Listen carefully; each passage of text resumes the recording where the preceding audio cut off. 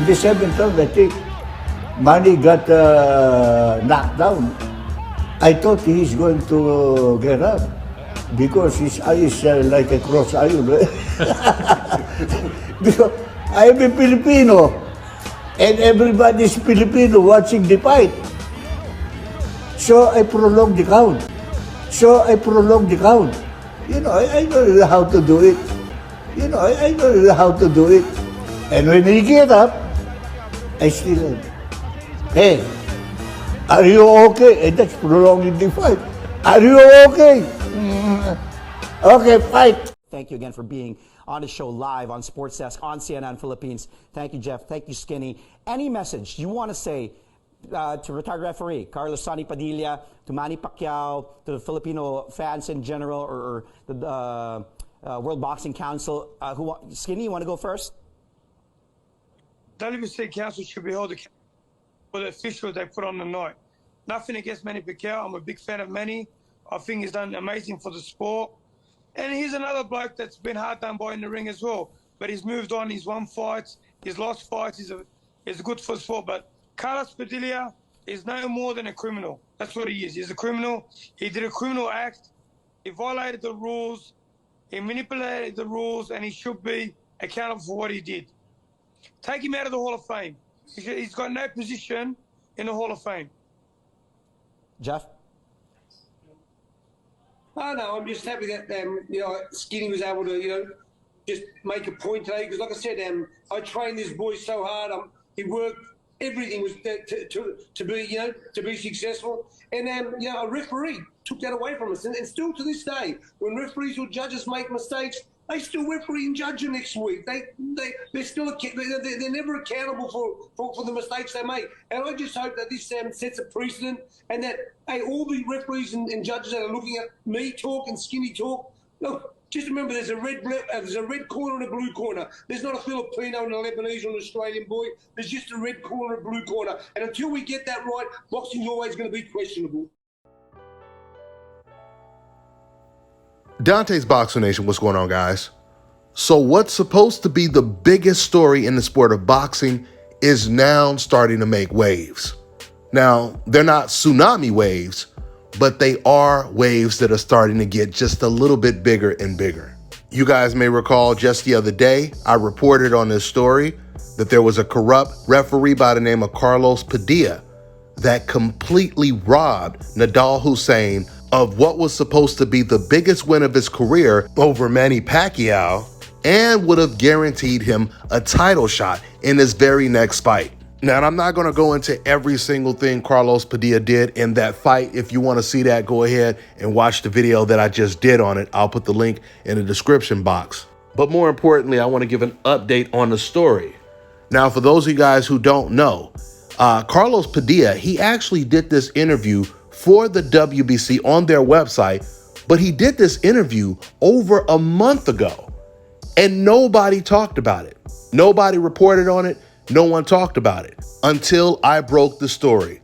Now even CNN is talking about it, but yet ESPN is not talking about it.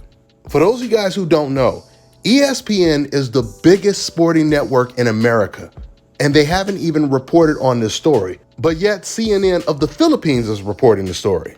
And still, a lot of the big American websites like BoxingScene.com, they haven't reported on this story. Isn't that a bit odd? But let's not forget, they also didn't report the story that Tyson Fury bribed a farmer to lie for him after he tested positive for PEDs. Now, when it comes to the WBC, this is really amazing. Remember, it was the WBC that actually interviewed Carlos Padilla right after he was inducted to the Hall of Fame. They interviewed him. They put the interview on their website over a month ago. But now that the story is receiving attention, the WBC comes out and they said they've established a special panel to review the situation about legendary referee Carlos Padilla with regards to some comments during an interview published by the WBC a few days ago. Now, first off, guys, correction, as I just told you, this interview was not posted a few days ago. It was posted a month ago. It's actually still up. The interview is still up on the WBC's YouTube channel, and it shows that the video was uploaded a month ago, not a couple days ago. And the reason why it was uploaded a month ago is because they interviewed Carlos Padilla a month ago at the Boxing Hall of Fame where he was inducted. So not only does the WBC tell the public that they're going to establish some type of review on Carlos Padilla's comments, despite the fact that they could have started this review over a month ago. What does establishing a review even mean? Like, what will be the consequences? And what exactly do you have to review? We've already seen the actual footage and we've already heard exactly what Carlos Padilla admitted to. This is not like he just came out and just made something up that we have no proof of. It would be different if Carlos Padilla came out, did an interview, and he started to basically air out other referees and other judges and said that there's some serious corruption taking place in the sport of boxing right now. Now that would make more sense when you say, we're going to have to look deeper into this. We know that when the WBC says we're going to establish a review, nothing will be done. With this type of revelation by Carlos Padilla, an investigation needs to be launched. Not only should Carlos Padilla be removed from the Hall of Fame immediately, he should be subpoenaed. He should be forced to speak under oath. He's supposed to be asked how many other times he did this in fights. How many other times did he actually manipulate the outcome? We know this is not the first time Padilla did this. Shortly after this story broke, another video involving Padilla being in the middle of controversy, another fight that he ref, was Hector Camacho versus Greg Haugen. In the final round of that fight, referee Padilla did something I had never seen any referee do in the history of the sport. He took a point away from Hector Camacho in the final round for not touching gloves. Well, that point he took away from Camacho actually cost Camacho the fight.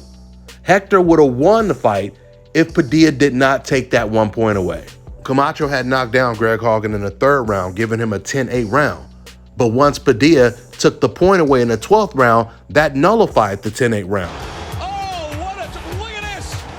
Carlos Padilla is deducting a point from Hector Macho Camacho for refusing to touch gloves to start this 12th round. So once again, Camacho will go on to lose that fight because of the point deduction and a split decision, but he would come back in a rematch and he would beat Greg Haugen. When I say there should be an investigation, I mean a real investigation. They need to be asking this man, Carlos Padilla, everything. They need to find out how many other people were in cahoots with him. How many times did he take bribes, or was he offered bribes? Who was he in contact with? This should be the biggest investigation in the sport of boxing since Congress went after the mob when they were controlling boxing in the 50s and the 60s. When Carlos confessed to everything he did, he started the interview off saying that they told me that Manny Pacquiao has to win this fight because if he wins this fight, he gets a title fight in his very next fight. Who told him this? And what did they offer him? I mean, that's just an example of the questions that need to be asked, but it needs to be done under oath. It can't just be another interview. It can't be the WBC talking about launching some type of review. It needs to be real questions that Carlos Padilla is forced to answer under oath.